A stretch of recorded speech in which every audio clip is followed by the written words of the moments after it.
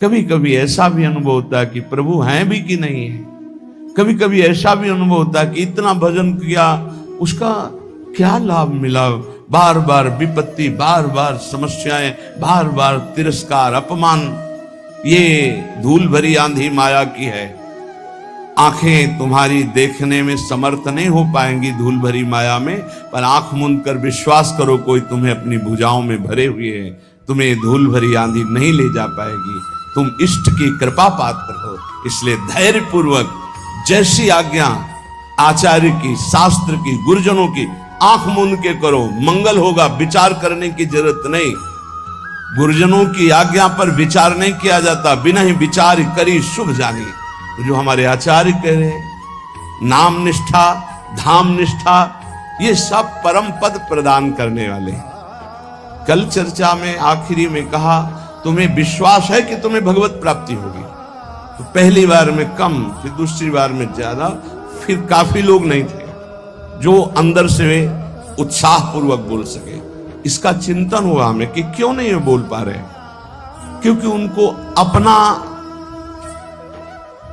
चरित्र दिखाई देता है, उनको अपना बल दिखाई देता है। उनको प्रभु के चरित्र, प्रभु का बल नहीं दिखाई देता है। अपने बल से, अपने चरित्र से कोई महान नहीं हो सकता। आप समझ लीजिए, अगर कोई महान हुआ है तो उनके चरित्र गायन से हुआ है, उनके चरित्र चिंतन से और उनके बल से हुआ है। भाई मेरी बात समझो। मेरे बल से वृंदावन रानी, जिनकी चरण कृपाते पाई, इस बात को समझो। आप ऐसे पावन नहीं है कि प्रिया प्रीतम का स्पर्श कर सके, लेकिन उनका पावन प्रसाद, उनका पावन चरित्र, उनका पावन धाम, उनका पावन नाम, उनकी पावन उपासना हमको प्राप्त हो गई। हमें उधर देखना है, उधर उनकी कृपा। तभी तुम गर्व से कहोगे हाँ हमें भगवत प्राप्ति होगी। नहीं तो तुम ऐसे निराश हो जाओगे, उदास हो जाओगे। हाँ ये तो बचपन से लगे इसलिए कह रहे हैं कि हमें भगवत, मुझे कहाँ होंगी, मैं तो विषयों में फंसा हूं। नहीं नहीं नहीं, बार बार आपका उत्साह बढ़ाने के लिए कह रहे हैं हम। सोचो तुम्हें भगवत प्राप्ति हो जाएगी, क्योंकि तुम प्रसाद भोक्ता हो, तुम नाम जापक हो, तुम भगवत शरणागत हो, तुम धाम में बैठे हो। विश्वास करो। बिल्कुल सरल उदाहरण, इसको केवल दिमाग में बैठा लो। दो महात्मा भजन कर रहे थे, एक बट वृक्ष के नीचे, एक पीपल वृक्ष के नीचे। भगवान वैकुंठनाथ के समीप जाते, मैं उनका दास हूं, कभी स्मृति दिलाना और पूछना कि अमुक जगह बट वृक्ष के नीचे जो महात्मा भजन करते हैं उनको आप कब दर्शन देंगे। ठीक ऐसा ही प्रश्न पीपल वृक्ष के नीचे भजन करने वाले महात्मा ने किया। देवर्षि नारद जी कुछ समय बाद वैकुंठ के दर्शन करके, वैकुंठनाथ से संभाषण करके वापस लौटे तो पहले पीपल वाले मिले।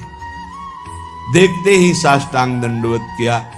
इतने में बटवृक्ष वाले महात्मा ने भी देखा, समीप आ गए। दोनों ने एक साथ पूछा भगवान ने क्या कहा। तो बटवृक्ष वाले की तरफ देखा और कहा तुम्हें भगवान इसी जन्म में मिलेंगे। बटवृक्ष वाले नहीं नाचे, पीपल वृक्ष वाले नाच पड़े, रोने लगे और कहा भगवान मुझे जानते कि मैं उनका भजन कर रहा हूं। भगवान मुझे जानते। इतना आनंद मगन हुए, इतना आर्त भाव से, हे करुणा वरुणालय, हे मेरे प्रीतम। वहीं भगवान प्रकट हो गए। उसी क्षण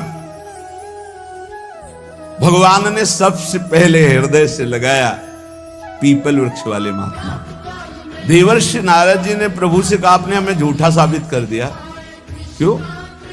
आप ही की खबर तो बता रहे थे। आपने कहा था पीपल पत्ते वाले को, जो पीपल जितने पत्ते उतना जन्म लेना पड़ेगा, और आप तो अभी दर्शन दे दिए। इनको बोले थे इसी जन्म में, तो चलो इसी जन्म में, समय तो निश्चित नहीं किया था, इनका तो सही हो गया। और इनके लिए आपने कहा था तो झूठा हो गया, पूरा हो गया। आप समझो इस दृष्टांत से यदि हम उत्साह संपन्न हो जाए, मुझे भगवान मिलेंगे, इसी जन्म में प्रिया प्रीतम मिलेंगे, निश्चित मिलेंगे। सोचने में क्या जाता है? बोले सोचने से हो जाएगा। ये सिद्ध पुरुष लाल स्वामी हमें गंगा किनारे एक मिले थे, जिनकी खेचरी मुद्रा सिद्ध थी। रात्रि में 10 बजे जब उनसे मिलने के लिए टाइम मिला, उन्होंने टाइम दिया, गए। अकेले थे वो, सदैव एकांत साधन में लगे रहते थे। कुछ चर्चा हुई, तब उन्होंने कहा बेटा नई अवस्था थी, जैसा बनना है वैसा सोचो, जैसा सोचोगे वैसा बन जाओगे। इस सूत्र डायरी में लिखा हुआ है। अगर आप सोचोगे ना मुझे प्रियालाल मिलेंगे मिलेंगे, प्रियालाल मिलेंगे, पक्का मिलेंगे। इसीलिए रोज उत्साह बढ़ाता हूं आपका। आप सोचिए कि आपको प्रभु मिलेंगे। देखो धाम की इतनी कृपा है, प्रभु मिलेंगे आपको।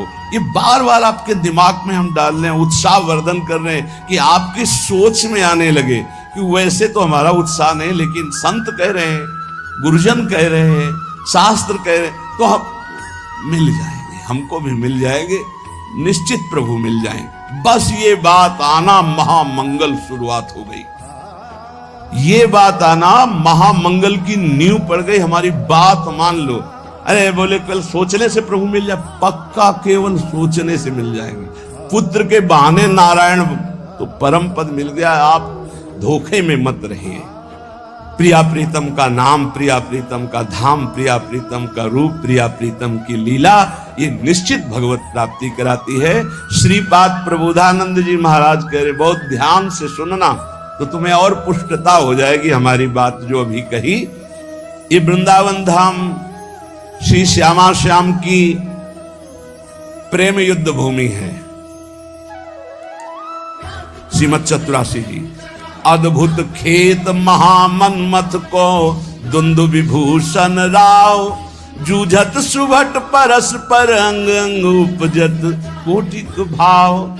ये अद्भुत खेत माने समर भूमि, प्रेम की समर भूमि है। ये प्रेम का युद्ध होता रहता है यहां प्रिया प्रीतम, प्रेम का अद्भुत खेल। कह रहे यहां जो शरणागति दीक्षादि लेता है प्रिया प्रीतम की, राधा कृष्ण विचित्र मनमथ कला नंदाश्चमत कुर्वते।